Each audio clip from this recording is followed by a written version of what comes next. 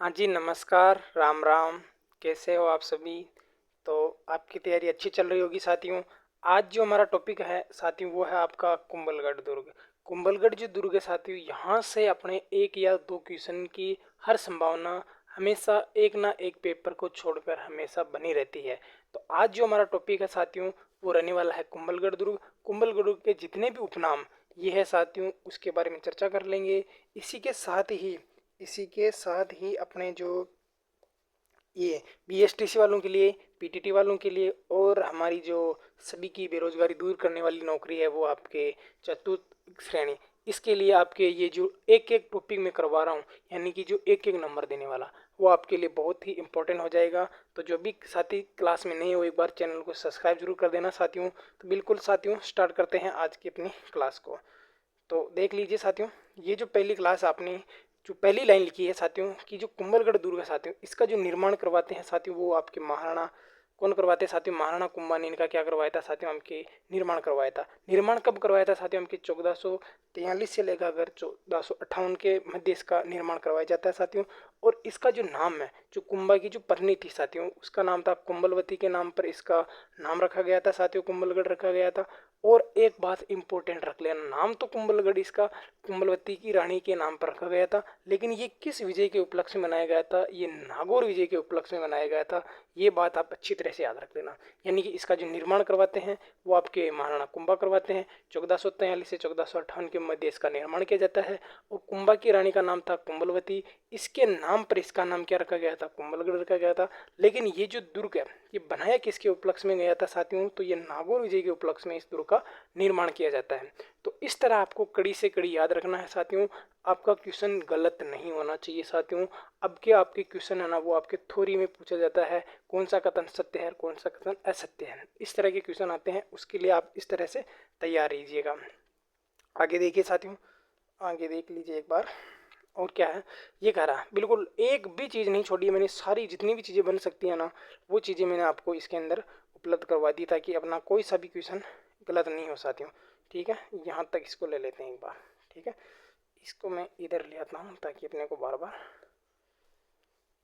देखो। ये कह रहा है कि जो पहाड़ी है यानी कि जी कौन सी पहाड़ी पर आपके ये जो दुर्ग है साथियों इस दुर्ग का निर्माण किया गया था साथियों? तो आपके झरगा पहाड़ी या रागा पहाड़ी या हेमकुट पहाड़ी जो अरावली के अंदर है साथियों, इनके अंदर इस दुर्ग का निर्माण किया गया था साथियों।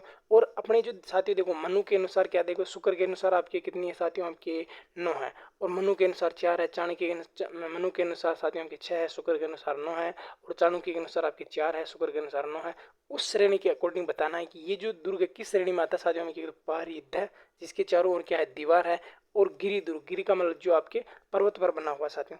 और सबसे इंपॉर्टेंट क्वेश्चन यहाँ से, इसको आप वेरी वेरी मोस्ट इंपॉर्टेंट कर लेना साथियों, क्योंकि यहाँ से जो क्वेश्चन बनता है कि जो कुंभलगढ़ का जो दुर्ग है साथियों इसका जो शिल्पी यानी कि इसका वास्तुकार कौन था साथियों? तो इसका वास्तुकार कौन था? मंडन था। और मंडन कहाँ से बिलोंग करता है साथियों? हमके गुजरात से बिलोंग करता है।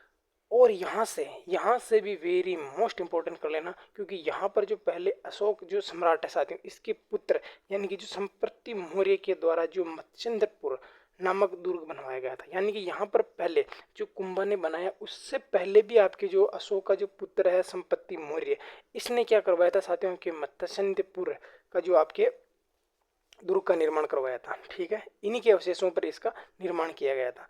आगे देख लीजिए साथियों, इस जो दुर्ग है साथियों यहाँ पर आपके दो दरवाजे बहुत ही इंपॉर्टेंट हैं। यहाँ से हर बार कहीं ना कहीं से अपना क्वेश्चन बन जाता। एक जो पश्चिम में है और एक आपके दक्षिण में है। जो पश्चिम में है उसका नाम है आपके टीडाबारी, यानी कि जो पश्चिम की तरफ खुलता है जो दरवाजा उसे कहते हैं हम टीडाबारी। और जो दक्षिण की तरफ खुलता है, दै से दक्षिण, दै से दानी भट्टा। ठीक है, जो दक्षिण की तरफ खुलता है उसे हम क्या कह देते हैं? आपके दानी भट्टा कह देते हैं। यानी कि ये दोनों क्वेश्चन है ना साथियों आपको गलत करवाने की बिल्कुल संभावना हो जाएगी, क्योंकि ऐसे क्वेश्चन आएगा कि दानी भट्टा और टिड्डाबारी प्रमुख दरवाजे किस दुर्ग में स्थित है? याद रख लेना साथियों, वो किस में है जी? आपके कुंभलगढ़ दुर्ग में, ध्यान रख लेना। ठीक है जी। अब यहाँ से मोस्ट इंपॉर्टेंट क्वेश्चन आपके बन जाएगा कि जो कुंभलगढ़ दुर्ग है साथियों यहाँ पर आपके प्रमुख जो द्वार यानी कि दरवाजे कौन कौन से साथियों? तो उस दरवाजे के बारे में याद रख लेना साथियों। ये वैसे आपके टोटल तो 9 है, लेकिन साथियों जो आपके इंपॉर्टेंट बन सकते हैं वो मैं लेके आऊँ साथियों। एक तो आपके औरट पोल हो जाएगा, एक आपके हनुमान पोल हो जाएगा, हल्ला पोल हो जाएगा, राम पोल हो जाएगा, और विजय पोल हो जाएगा। यानी कि ये तो है साथियों आपके लिए मोस्ट इम्पोर्टेंट। यहाँ से आपके लिए हर बार एक क्वेश्चन बनता है साथियों। ओरट पोल, हनुमान पोल, हल्ला पोल, राम पोल, विजय पोल। आगे देख लेते हैं। और देखो दो और रह गए ना। देखो एक तो आपके गणेश पोल हो जाएगा, एक भैरव पोल हो जाएगा, दो ये है ना। इसके नीचे देखो साथियों, अब यहाँ से जो आपका क्वेश्चन है ना, बहुत ही इंपॉर्टेंट क्वेश्चन है साथियों। इस दुर्ग क्या करा साथियों कि ये जो इस दुर्ग के चारों ओर क्या है साथियों, आपके 36 किलोमीटर का क्या है प्रकोटा बना हुआ। अभी मैंने कहा था ना कि पारी ध का मतलब दीवार, पारी ख का मतलब खाई, जिसके चारों ओर खाई है, जैसे लोहागढ़ दुर्ग, उसके अकॉर्डिंग बता रहा हूँ। यानी कि ये जो दुर्ग है इसके चारों ओर 36 किलोमीटर का प्रकोटा बना हुआ है, जो अभी वर्तमान में तो 10.5 किलोमीटर का ही रहा है। लेकिन ये बात याद रखना कि ये जो प्रकोटा है साथियों, इसमें आपके 3 से 7, यानी कि 3 से लगाकर 7 जो एक साथ घुड़सवार क्या साथियों चल सकते हैं।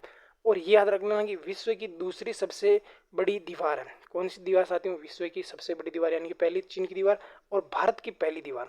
भारत की पहली दीवार कौन सी है? आपकी कुंभलगढ़ दुर्ग की प्रकोटा, ये आपका पहला दुर्ग, याद रख लेना। और क्या कह रहा है साथियों, ये एक आवासीय दुर्ग, यानी कि इसमें कौन साथियों आपकी आदमी निवास करते हैं। यानी कि इसके अंदर जो एक बस्ती है साथियों, उसका नाम आपके जूना बिलवाड़ा है। क्या है साथियों? जूना बिलवाड़ा। ये इधर जूना लिखा, इधर बिलवाड़ा लिखा, यानी कि एक आवासीय बस्ती है, उसका नाम क्या है साथियों आपके जूना बिलवाड़ा है। याद रखना, क्योंकि बिलवाड़ा बिलवाड़ा में है, इसलिए आप अगर कंफ्यूज हो जाओगे, इसलिए मैं आपको इसलिए इसको इंपॉर्टेंट करके लिखा रहा हूँ। ये इस जो दुर्ग है साथियों, इस पर 2018 में क्या करा साथियों कि 2018 पे इस पे 25 रुपये का डाक टिकट जारी किया जाता है। बहुत ही इंपॉर्टेंट हो जाएगा कि 2018 पे कितने रुपए का डाक टिकट जारी किया जाता है? 25 रुपये का। अधिकतर डाक रुपये जो टिकट होता है 5 रुपये का, 7 रुपये का, 9 रुपये का या 8 रुपये का, ऐसे जारी किया जाता है, या 25 पैसों का। याद रख लें, यहाँ 25 रुपये का डाक टिकट है। ये कह रहा है कि यहाँ पर उपनाम, एक नाम देखो यहाँ पे कुंभल मेरु दुर्ग, यानी कि यहाँ से उपनाम में बहुत ही ज़्यादा इंपॉर्टेंट लगा लेना। ये कह रहा है कि इसका जो उपनाम है साथियों, एक तो आपके कुंभल मेरु यानी दुर्ग है, यानी कुंभा ने बताया तो कुंभल मेरु दुर्ग हो जाएगा। इसमें तो कोई ज़्यादा याद रखने की बात नहीं, लेकिन यहाँ से आपके थोड़ा सा काम इंपॉर्टेंट हो जाएगा।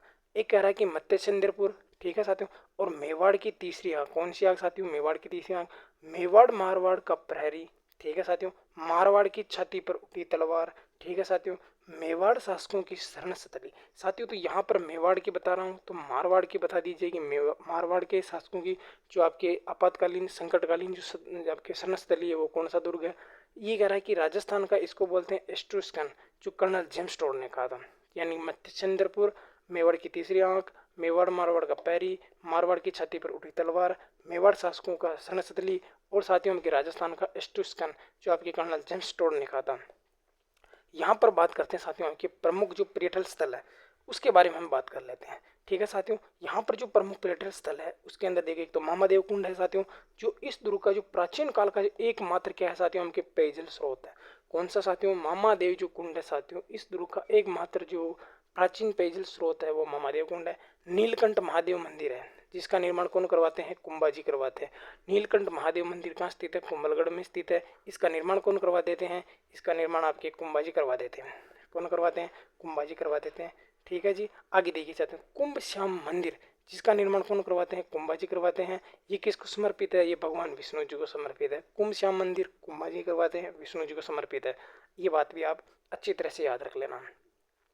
और यहाँ से एक मोस्ट और इम्पोर्टेंट चीज़ बन जाएगी, राजस्थान में जो सर्वाधिक छोटे छोटे जो मंदिर है साथियों, वो किस दुर्ग में सबसे ज़्यादा है? तो वो आपके किस दुर्ग में ज़्यादा है? कुंभलगढ़ दुर्ग में स्थित है। जो छोटे छोटे मंदिर है साथियों, और सबसे ज़्यादा पूछ लेगी आपको छोटे छोटे मंदिर, यानी कि बिल्कुल हर जगह मंदिर बने हैं, बहुत ज़्यादा मंदिर, यानी दुर्गों में सबसे ज़्यादा देखा जाए तो यहाँ पर ही आपके सबसे ज़्यादा मंदिर बने हुए। एक यहाँ पर आपके जाली बाबू की बावड़ी स्थित है, एक आपके जाली रानी का मालिया या आपके महल स्थित है। पृथ्वीराज सिसोदिया की जो 12 खंभों की छतरी है साथियों, जिसे उड़न राजकुमार कहते हैं, उसकी छतरी है साथियों। बादल महल स्थित साथियों, 2 मंजिला महल स्थित है। यहाँ पर थोड़ा सा इंपॉर्टेंट लगा लेना, क्योंकि ये ऐसे क्वेश्चन है साथियों जो आपकी पकड़ से थोड़े दूर चले जाएंगे। एक है साथियों, इसके बाद थोड़ा ऊपर कर रहा हूँ मैं, देखिए ये कह रहा है साथियों की मामदेव मंदिर भी है। देखो महादेव कुंड लगता है, मामदेव मंदिर, महादेव मंदिर, महादेव कुंड, नीलकंठ महादेव पढ़ लिया, 12 देवरे पढ़ लिया। देखो 12 देवरी, ये क्या सॉरी 52 देवरे, और 12 देवरा पूछ ले तो कौन सा आ जाएगा साथियों? हमके जाजपुर आ जाएगा, ठीक है साथियों। 108 अग्नि वेदिकाएं, ठीक है। हाथियों का बाड़ा कहाँ स्थित है साथियों? हमके कहाँ स्थित है, कुंभलगढ़ दुर्ग में स्थित है। दुर्ग के जो सबसे ऊपर बना हुआ जो महल है साथियों, उसे हम क्या कहते हैं, बादल महल कहते हैं। ठीक है साथियों, यहाँ पर जो बादल महल है साथियों, यहाँ पर जो बादल महल है, यहाँ पर आपके कौन सा दुर्ग है, कटारगढ़ दुर्ग बना हुआ।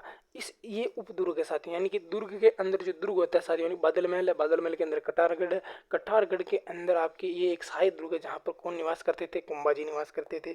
और इसी दुर्ग पर 9 मई 1540 को ज्येष्ठ शुक्ल तृतीया के दिन वीर शिरोमणि महाराणा प्रताप का क्या होता है साथियों, हमके जन्म होता है। इसकी आकृति कटार के समान होने के कारण इसके क्या कहते हैं, हमके कटारगढ़ कहते हैं। याद रख लेना ये चीज़ आपके लिए इंपॉर्टेंट हो जाएगी। यानी कि जो कटारगढ़ दुर्ग है ना, इसकी आकृति किसके समान है, कटार, कटार के समान है। किसके समान है साथियों, आपके कटार के समान है, बिल्कुल आपके तलवार के समान है। ठीक है, ऐसे इसलिए देखो, अब इसके बारे में आता है कथन। इसके लिए मोस्ट इंपोर्टेंट कथन किसने कहा था साथियों, कि अबुल फजल ने इसके लिए क्या कथन कहा था, इसके बारे में बहुत ही अच्छी बात कही साथियों।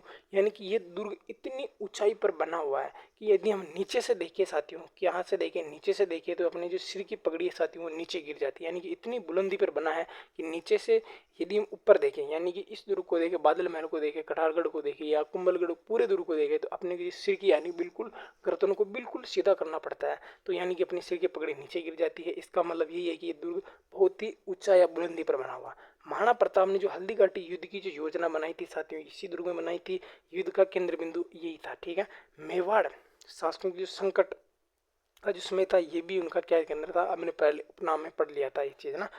इस दुर्ग को आपके एकमात्र जो मुस्लिम सेनापति था, उसका नाम आपके शाहबाज खां, जो आपके 1578 के अंदर ईस्वी के अंदर आपके जो अकबर का जो सेनापति था मुस्लिम, कौन था, शाहबाज खां 1578 में इस दुर्ग को जीतता है वो। ठीक है, ये बात भी आप अच्छी तरह से लिख लेना, क्योंकि कुंभलगढ़ दुर्ग को जीतने वाला एकमात्र मुस्लिम सेनापति कौन था, शाहबाज का। कब जीतता है, तो 1578 ईस्वी को इसने इस दुर्ग पर विजय प्राप्त कर ली थी। यहाँ से एक अच्छा क्वेश्चन बन जाएगा, क्योंकि महाराणा प्रताप के जो पिताजी है साथियों, उदय सिंह जी का जो राज्याभिषेक है साथियों, ये कब होता है, 1537 में इसी दुर्ग में होता है। और यहाँ से 3 क्वेश्चन मैंने आपके लिए बहुत ही ज़्यादा हाईलाइट किए हैं साथियों, क्योंकि आजकल ऐसे क्वेश्चन बनने की ज़्यादा संभावना रहती है। तो ये कहता है कि महाराणा कुंभा की जो मरण स्थली है, यानी कि महाराणा कुंभा की जो हत्या आपके उदा ने की थी, किसने की थी, या उदा या उदयकर ने की थी, वो आपके कहाँ है साथियों, आपके बादल महल यहीं की थी आपकी कुंभलगढ़ दुर्ग में। ठीक है साथियों, और ये जो उदय सिंह है साथियों, इनकी क्या है साथियों, इनके पालन स्थल, यानी कि उदय सिंह का लालन पालन किस दुर्ग में होता है साथियों, कुंभलगढ़ दुर्ग में होता है। महाराणा प्रताप का जन्म किस दुर्ग में होता है, यहीं पर होता है। ठीक है साथियों, तो आगे देखते हैं साथियों। बहुत ही ज़्यादा और इम्पोर्टेंट बात, बहुत ही ज़्यादा और इम्पोर्टेंट बात है साथियों, यानी कि 2020 में क्या करा साथियों, कि 2020 में यहाँ लाइट एंड साउंड शो प्रारंभ किया गया था। और ये जो लाइट एंड साउंड शो प्रारंभ किया गया था, इसके अंदर आपके 16 प्रकार की लाइटें लगाई गई थी। तो ठीक है साथियों, तो आज जो हमने चर्चा की थी साथियों, वो आपके कुंभलगढ़ दुर्ग के ऊपर चर्चा की थी साथियों। आशा है कि आप सभी को ये क्लास बहुत अच्छी लगी होगी साथियों। तो प्लीज़ जो भी साथी क्लास में नए हैं, वो क्लास को लाइक कर देना, शेयर कर देना, और सब्सक्राइब तो ज़रूर कर ही देना साथियों। मिलता हूँ एक अच्छे और एक नंबर वाले टॉपिक के साथ। तब तक के लिए सभी को राम राम, राधे राधे, जय श्री कृष्णा।